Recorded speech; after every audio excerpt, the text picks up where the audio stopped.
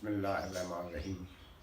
कल से जैसे कि आप जानते हैं कि मीडिया पे ख़ास तौर पे कराची के हवाले से जिन लड़कियों का केस हुआ है निकाह के हवाले से, वो बहुत ज़्यादा गर्दिश में है। मैंने मुनासिब समझा कि जितना मुमकिन हो सके कि इस हवाले से मैं शरई, समाजी और अखलाकी नुक्ता निगाह से वजाहत करता चलूँ। अल्लामा इकबाल ने सही कहा था कि तरकीब में ख़ास है मिल्लत रसूल हाशिमी, यानी मुसलमानों के हवाले से उनकी एक जुदागाना तर्ज ज़िंदगी है। ये कोई मगरब नहीं, ये कोई यूरोप नहीं, बल्कि मिल्लत कौम रसूल हाशिमी की तरकीब ही जुदा है।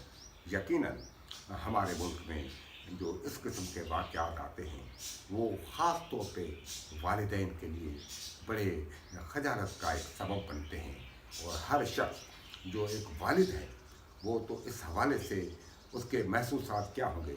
मैं यहाँ कुछ उनके हवाले से भी जिम्मेदारी बताता चलूँ कि ये कोई मगरब नहीं, ये कोई यूरोप नहीं, बल्कि उस मुल्क ने अगर तरक्की करके तबाही भी तो की है ना। लिहाजा मैं सबसे पहले तो ये मुनासिब समझता हूँ कि इस्लाम का अपना एक नुक्ता निगाह है जहाँ तक निकाह के जायज़ नाजायज़, शरई गैर शरई। आप देखें यहाँ तो एक वक्त में कई चीज़ें हैं।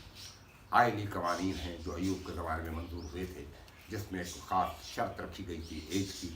उसके अलावा जहाँ तक जवाज़ और अदम जवाज़ का ताल्लुक़ है तो इस्लाम में इस पर कोई पाबंदी भी नहीं है कि वो बुलूगत के बाद अपना निकाह कर सकती हैं। बल्कि मैं यहाँ तक बताता जाऊँ कि अगर वालिदैन अगर बचपन में भी निकाह कर लें किसी लड़के का और लड़की का, तो ये भी शरई तौर पे जायज़ है।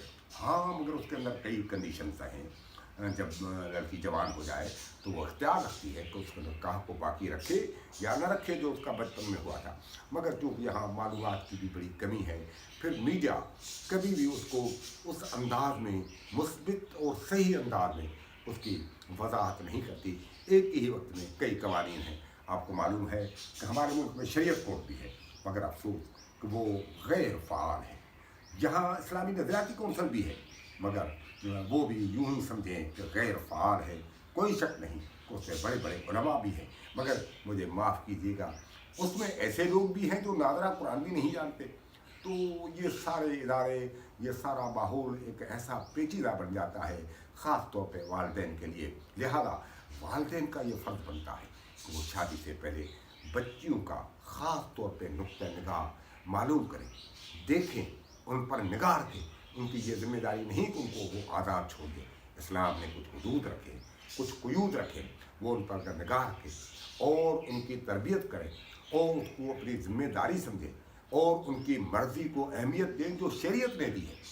तो यकीनन ऐसी चीज़ों से बचा जा सकता है। इंशाअल्लाह हम आप सबका ये फ़र्ज़ बनता है कि इस हवाले से हम कोशिश करें ताकि इस किस्म के मसाइल से हम बच सकें और वालिदैन की इज़्ज़त महफूज और मामून रह सके। मेहरबानी।